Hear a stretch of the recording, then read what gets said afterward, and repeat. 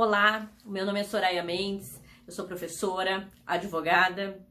pós-doutora em Teorias Jurídicas Contemporâneas pela Universidade Federal do Rio de Janeiro, doutora em Direito, Estado e Constituição pela Universidade de Brasília, mestra em Ciência Política pela Universidade Federal do Rio Grande do Sul,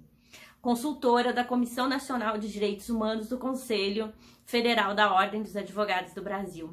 E eu quero conversar com vocês nesse maravilhoso espaço que o Tribunal Regional Federal da Terceira Região, pela sua Escola da Magistratura, abre para falarmos sobre direitos humanos em tempos de pandemia.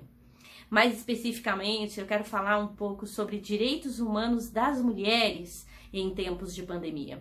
E para isso eu começo dizendo que a jornada foi muito longa. Embora, como todas nós sabemos, o período do pós-guerra tenha marcado a emergência de um direito internacional dos direitos humanos, muito especialmente a partir da Declaração Universal de Direitos Humanos de 1948, se nós podemos falar a respeito de uma emergência dos direitos humanos das mulheres, de uma afirmação histórica dos direitos humanos das mulheres, nós precisamos ter como marco fundamental somente em 1979, com a Convenção para a Eliminação de todas as formas de discriminação contra as mulheres. Ainda que lá em 48, no artigo 2º da Declaração Universal, nós tenhamos a determinação de que, ou a concepção de que todos os seres humanos têm direito ao gozo das suas liberdades fundamentais, independentes de raça, independente de cor e também independente de sexo. E veja que lá ainda se falava em sexo como distintivo entre homens e mulheres dentro de uma perspectiva meramente biológica, o que nós já avançamos bastante hoje, mas o fato é que do final dos anos 70 para o início dos anos 80 é que nós vamos ter marcados profundamente a existência de direitos humanos das mulheres como algo fundamental também para a concepção de direitos humanos de todos e de todas. Nesse sentido, óbvio que nós não podemos deixar de pensar que é só em 1994 que temos uma convenção interamericana para a eliminação de todas as formas de violência, para a erradicação de formas de violência, para a punição de formas de violência contra as mulheres. A nossa Convenção de Belém do Pará, da qual a nossa também, né, a Lei Maria da Penha é tributária. Portanto, os passos, eles são passos que são dados durante muito tempo. Aliás, nós podemos dizer que a luta pelos direitos humanos das mulheres, ela é muito mais do que de décadas, embora nós tenhamos esse marco histórico no pós-guerra, mas ela é uma luta milenar. A violência, infelizmente, é uma marca na história das mulheres, de acordo com a evolução da própria história da humanidade, infelizmente. E nós podemos dizer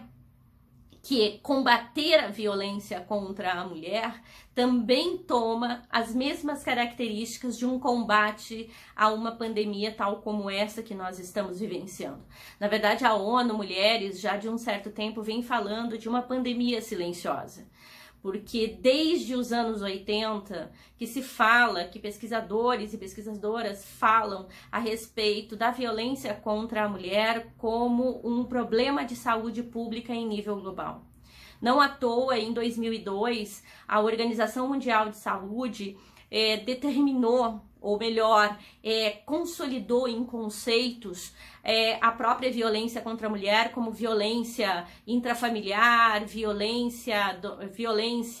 interpessoal e violência comunitária. Ou seja, a marca da violência, ela está muito dada a partir de todos aqueles que são os estudos internacionais como um problema de saúde pública. E isso é algo que nos coloca agora mais ainda em xeque durante o período da pandemia de Covid. Porque não é à toa que os índices de violência contra as mulheres e meninas, precisamos sempre frisar, tenham aumentado ou tenham vindo à tona como vieram. é porque na realidade nós estamos há muito tempo enfrentando esta